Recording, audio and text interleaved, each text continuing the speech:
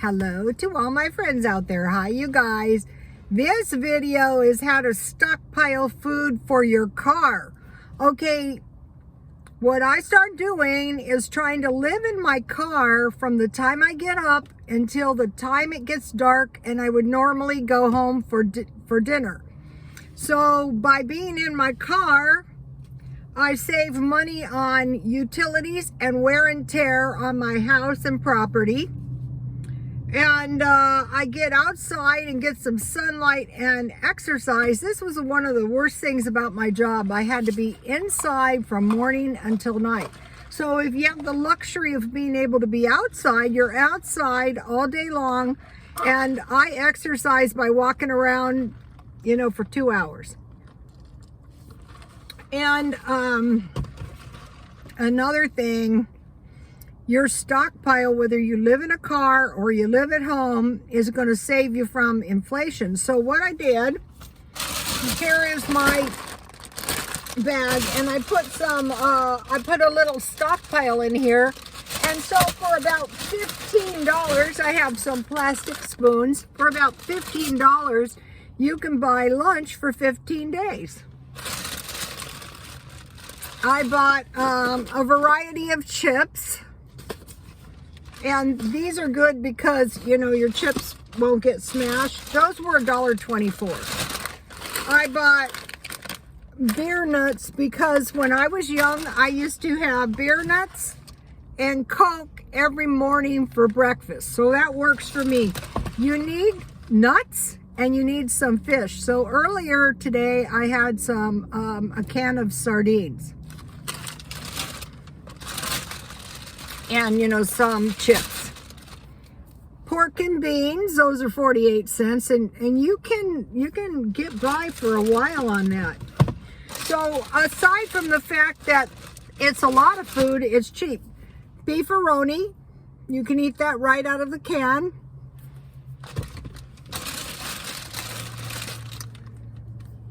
Chicken.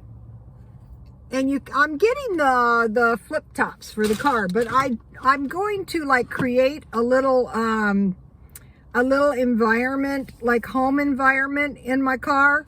And so I'm gonna come up with some little box, and I'm gonna put my can opener and my cutlery and stuff. Dip. This is bean dip. This is good. I have corn nuts and Fritos and tortilla chips. Plus this gives you a little beans, that's good. And I have some cheese dip that gives you a little dairy. Also they have, at the dollar stores, they have various salads. Now at Walmart, the macaroni salad and the coleslaw is getting expensive. At the dollar stores, sometimes they have these for $1. And then these are good for tortilla chips. And I have a beef jerky. So all of this is, and I'll be buying some more too. A long time ago, when I first started this, I went mostly to soup and canned food. But when you're living in a car, you really don't want leftovers. Like if you're at the house, you can put your leftovers in the refrigerator. Also, if you have a cooler with a bag of ice, your stuff will last just like a refrigerator. When I was going to the food bank, this guy told me he just puts his lettuce and stuff on top of the ice in his cooler. So I might keep my food in a cooler, just to contain it. Sometimes you can find those at the thrift store. So one of the ways to really protect yourself is food storage, whether you live in a car or a house. Okay, so all this food I have here can be eaten in my house. When I eat it in my car, I just open it up and I eat it. And then, I'm done with it. Like when I ate the sardines, there's a trash can right over there, and I threw the can in the trash can, and, that was it.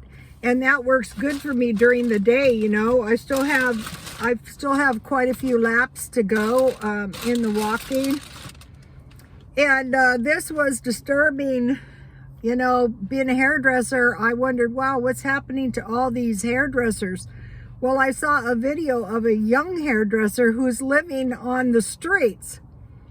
And she said she actually likes it better, maybe because there's not all the pressure to come up with the money for your bills.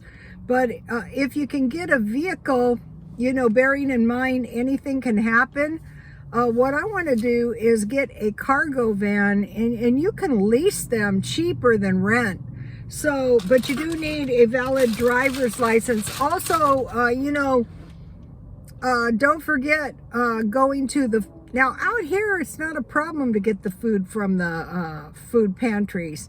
And now even single men and can qualify for food stamps. So be sure and get your food stamps, and then use a portion of your food stamps, like, okay, like my $1 meals, I am fine eating those for lunch. Normally, I would make a sandwich when I got home with a fruit and a small